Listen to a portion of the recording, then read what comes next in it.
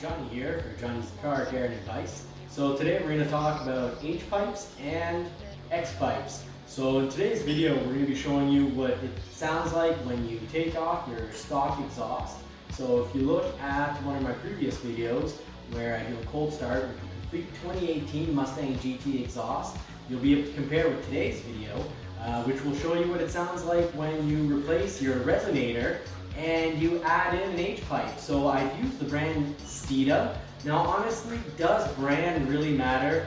Brand doesn't really matter when you're going for an H pipe, because really all it is removing your resonator, which has a lot of materials in it that deaden the sound of your exhaust. So by removing your resonator and putting in an H pipe, you're more or less allowing the air to flow freely, and you're not just allowing your air to flow freely, you're also allowing the air between the two pipes to cross over to each other.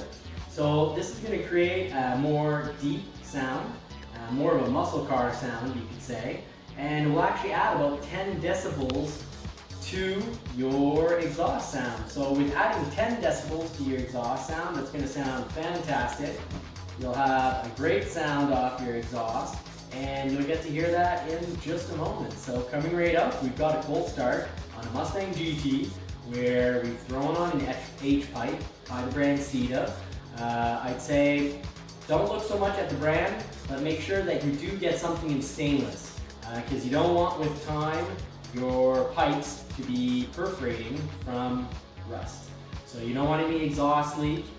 So do go ahead, make sure you shop stainless. That is definitely worth extra money, but paying a ton extra just to have a certain brand isn't worth it. Now I went with Gt because it was extremely affordable, and I've had an X pipe on a 2015 Mustang GT, and it gave me sort of a louder noise at higher RPM. I could describe it more as a bit of a race car sound.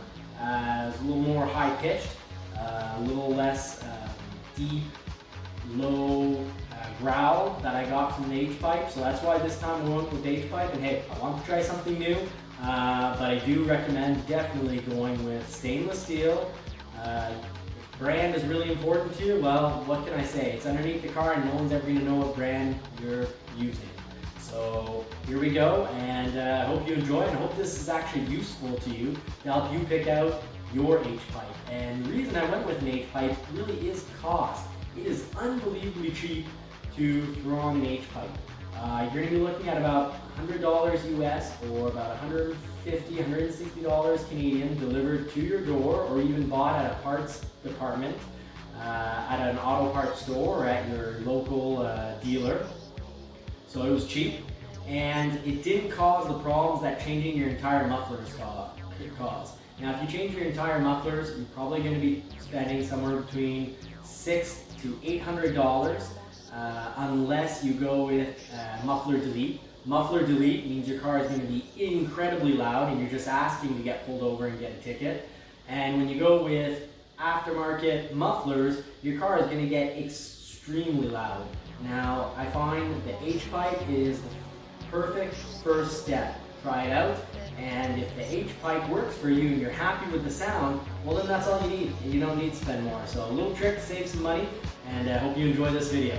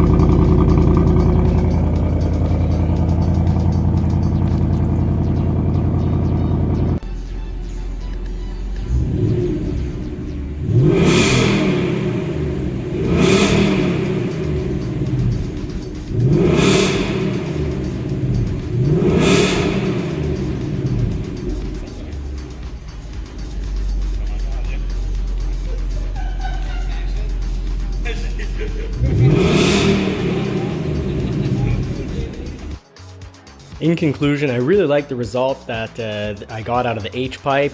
I got a little more low-end power versus the X pipe, which I had on my 2015 GT, which gave me a little more high-end power. Now, I don't do any track. I just do mostly town driving, so I like that low-end power. I love the sound that it added, low-end growl, deeper sound. I hope this has been useful, and if it has, please like and subscribe.